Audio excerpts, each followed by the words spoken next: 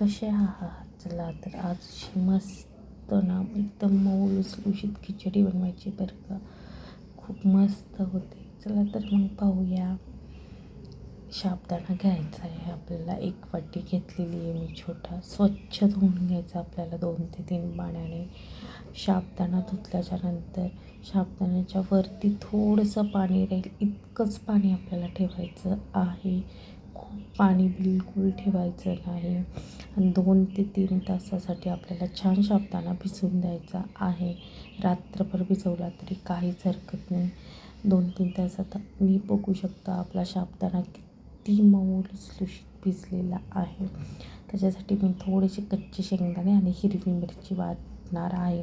अगदी पूर्ण आहे ना एकादशीच्या वेळेस वगैरे करतो ना किंवा पालखीच्या वेळेस खिचडी जे वाटतात सेम तशी खिचडी होते.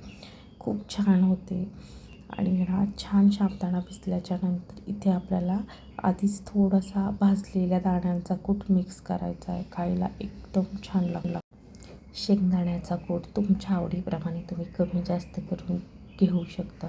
छान सगळा मिक्स करून घ्यायचा आहे. इथे कढई छान तापवून घ्यायची आहे आपल्याला. इथे तेल घाला, तूप घाला तुमच्या आवडीप्रमाणे. तुम्ही इथे जिरे खात असताना तर जिरे घातलं तरी काहीच हरकत नाही आहे. तेल छान कढईला सगळ्या बाजूने लावून घ्यायचं म्हणजे कढईला सहसा करून आपले साबुदाणा चिटकत नाही. छान इथे बटाटा आपले उकडून घेतलेले बटाटे आहेत. छान तेलामध्ये आपल्याला इथे परतून घ्यायचे आहेत. बारीकच गॅस ठेवायचा, मोठा गॅस ठेवायचा नाही आहे. इथे थोडेसे माझ्याकडनं कच्चेच राहिले होते म्हणून छान बारीक गॅसवर परतून घेतले.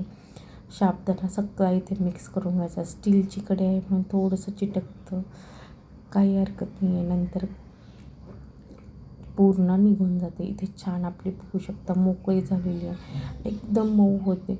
अगदी दाताखाली ठेवली ना तरी असं बिलकुल कडक होत नाही. साबुदाणा छान भिजला ना तर खिचडी खूप छान होते. छान मिक्स झाल्याच्यानंतर 5 मिनटं एक वाफ घ्यायची. एक वाफ घेतल्याच्यानंतर आपण जे हिरवी मिरची आणि शेंगदाणे वाटले होते ते घालून घ्यायचे. छान सगळं असं मिक्स करून घ्यायचं आहे. इथे आपल्याला चवीप्रमाणे मीठ घालायचं कारण आपण आधीही बटाट्याला थोडंसं मीठ घातलेलं आहे. त्याच्यामुळे खूप असं मीठ घालायचं नाही आहे आपल्याला. मीठ घातल्याच्यानंतर सगळं इथे आपल्याला ना मिक्स करून घ्यायचं आहे. मिक्स झाल्याच्यानंतर आपल्याला इथे थोडंसं असं वाटत असं कढईच्या चिटकलेलं आहे पण काहीच हरकत नाही. सगळं निघतं आणि खायला तर खूप छान लागते. जशी आपल्याला पालखीत खिचडी मिळते ना एकदम मऊ असते, चिकट असते, सेम तशी होते. फक्त थोडेसे कच्चे शेंगदाणे आणि हिरवी मिरची वाटून टाकायचं तर खिचडी खूप छान होते. भाजलेल्या दाण्याचा कुठेही घालायचा. एक 5 मिनटं वाफ घ्यायची. इथे आपल्याला 5-1 मिनटाने आपली खिचडी इथे एकदम मस्त तयार झालेली आहे. खूप शिजवायची नाही आपल्याला खिचडी, मग ती खूप शिजली जाते, मग खूप चिकट अशी होते. अशा पद्धतीने तुम्ही पण ट्राय करा. व्हिडिओ थोडा जरी आवडला तरी लाईक, शेअर, सबस्क्राईब करायला विसरू नका. बघू शकता मी दाखवते तुम्हाला. बघा किती मऊ झालेली आहे.